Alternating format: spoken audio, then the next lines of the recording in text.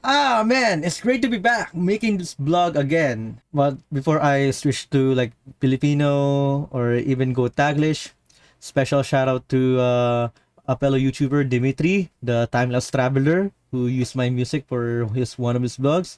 And thank you for his content as well, sharing his experience living in Manila. Okay, pwede na ako mag-Tagalog. So a lot of people saying na okay, I commute a lot before. Yes, that's true. Kasi dati, malalapit lang ako sa mga usual na meetup ko. But since we moved into a little bit farther from the metro, well, di naman yung outside na Metro Manila pa rin, but you know, outside yung dating usually accessible sa amin. And also, pandemic happened.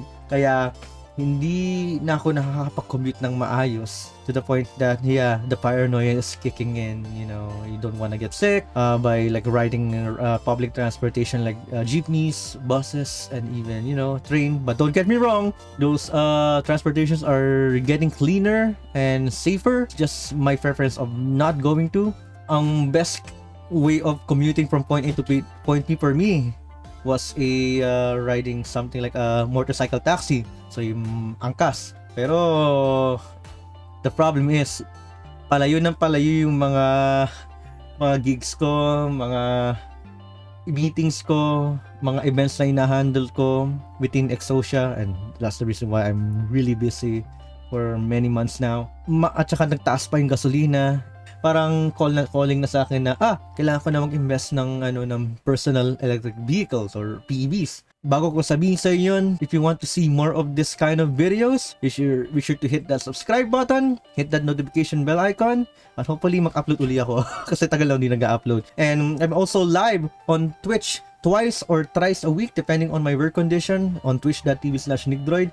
Hopefully I'll see you there. You can ask questions kung ano yung mga nakita mo sa video ko even though I'm playing something, or if may mga game night kami. Paano nila nakuha na malasan ako sa electric scooter? Because I've been talking with Omorice. I did bought a mountain bike rin. Yun yung unang solution ko. The problem is I'm out of shape, but that's not an excuse for me because I need to get in shape. Masasabi lang natin na iba ang enjoyment ng nagpepedal ka through like electric. For one, there's some work conditions that I don't need to be sweaty, so I sweat a lot, so that's not a good thing when I'm going from point A to B and getting sweat there. So I have to change pa and anything, double the laundry and all. My time from going there is is like a little bit longer.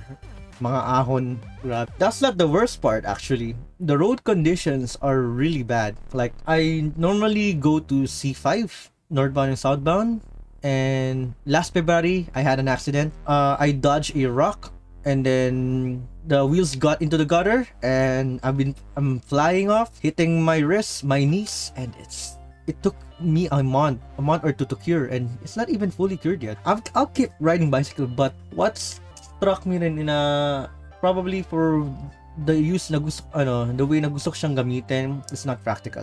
So I found another way. Omorice recommended me an electric scooter. I saw the price range for a brand new one, and at least for someone who never bought a personal vehicle, napakamahal, pero you get what you pay for it.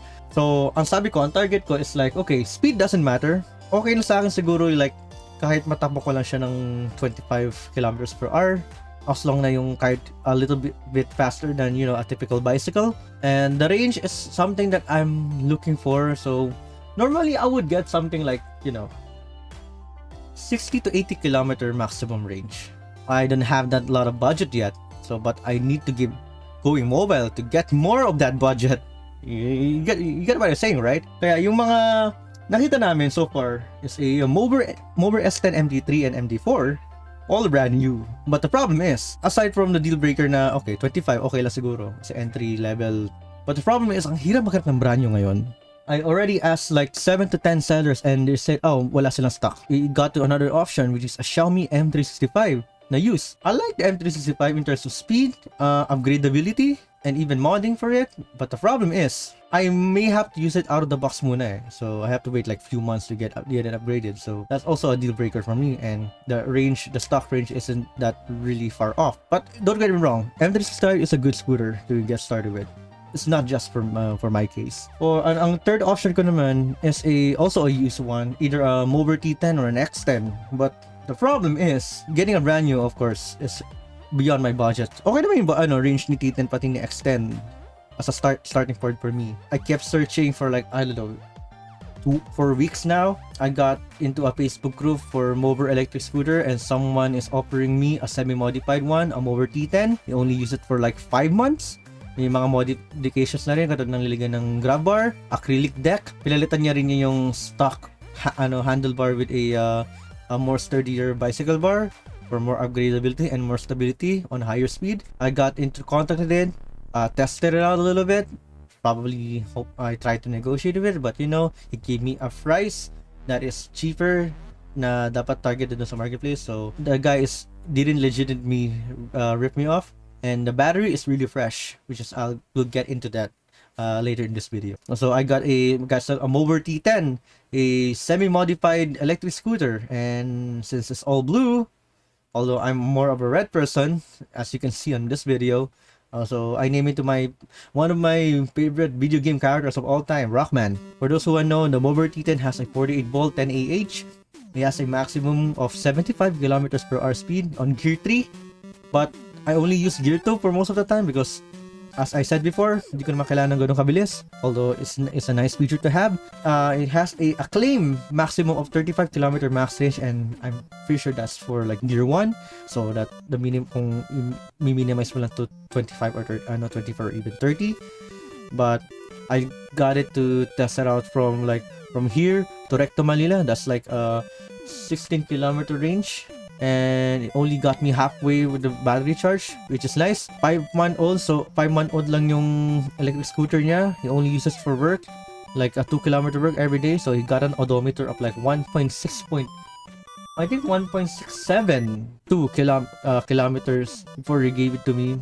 And the battery is well maintained. Normally hindi nila re-recommend sa akin na bumili ng second hand na electric scooter. As long as you know the technical details and all, and make sure na the seller is trustworthy. And fortunately, it's a blessing that na yung previous owner is trustworthy. He got it well maintained. They even have their own group on their community na make sure na ganun yung mga nila, okay yung battery nila, never been abandoned or anything. So that's good in my book. And like I said in my range test, umabot siya ng 30 kilometers at the best. That's compensating for like also for the power that you need this for a flyover, like Kalayaan flyover, which is really hard. Not gonna do that again unless if talagang somebody, I'm gonna buy myself a ratio extender or somebody sponsor a ratio extender. Baka naman. He sold for me that really cheap actually.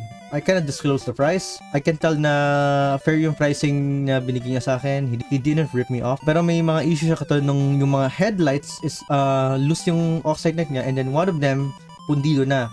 The previous owner said na baka loose na yung wiring, pero nung chinecheck ko sa Shop and Shot, shoutout to those people by the way, pumunta ako doon na baguhan. Felt awkward at first, pero they entertained me naman na they got me into details na the do's and don'ts. So maraming salamat sa inyo. Thank you for entertaining a newbie like me.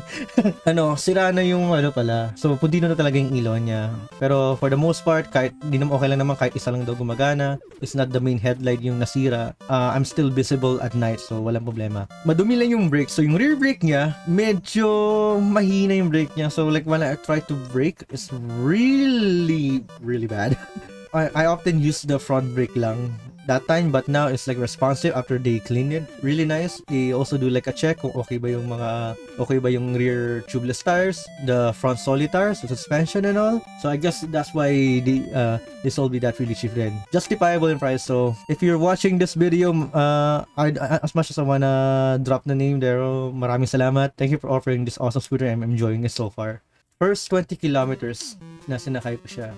30 or 30 kilometers. Ang ganda ng entry point niya in terms of learning electric scooter. At yun, grabe na sobrang na-enjoy kong mag-commute ngayon. Like, it gave me an emotional high, like to ride more, like to, motivate me to work more, to be mobile, to be on one place or another, to, get the work done, and even, just to relax, even just to see around the metro or what my electric scooter can handle. But you know, that experience will be extended kung makakakuha man ako ng reach extender, either if I buy one or if someone are willing to sponsor. But you know, we'll get into there. But yeah, with that experience then, like, that gave me more understanding on the importance of like getting a personal vehicle that is beyond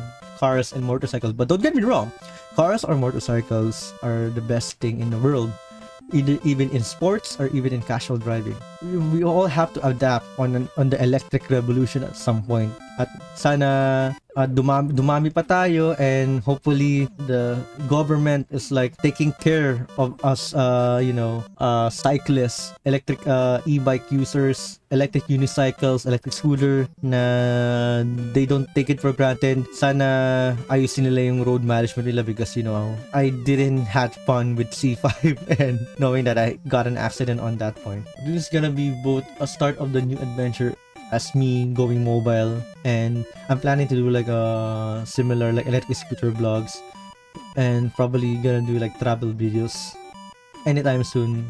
I kind of love doing those I love sharing those experiences with you guys, and especially this is a life of someone who used to do like, you know, music, goes on DJ gigs and all. It's a pace of change, kind of like a big new hobby. I already got an expensive hobby as a music rhythm gamer, so may tatagdag na naman, patay. And also, since for those who are tuned into Exosia has another channel called Those Pinoy Gearheads. Yes, normally they do car reviews, like they do like road trip, gears and gasoline style, but we might get into personal electric vehicles at some point. So baka makita mo rin ako probably making a review, not just for like my personal channel, but also for them. So make sure to follow Those Pinoy Gearheads. So yun lang naman. So you can follow me on all of my social platforms, and see you on Twitch kung mag-stream man uli ako this coming week, because it's like Holy Week after finishing recording this. So yeah, so this is NicDroid, and I'll see you guys again on the next video. It's been a while, and hope to make more. And as always, stay savage and ride safe.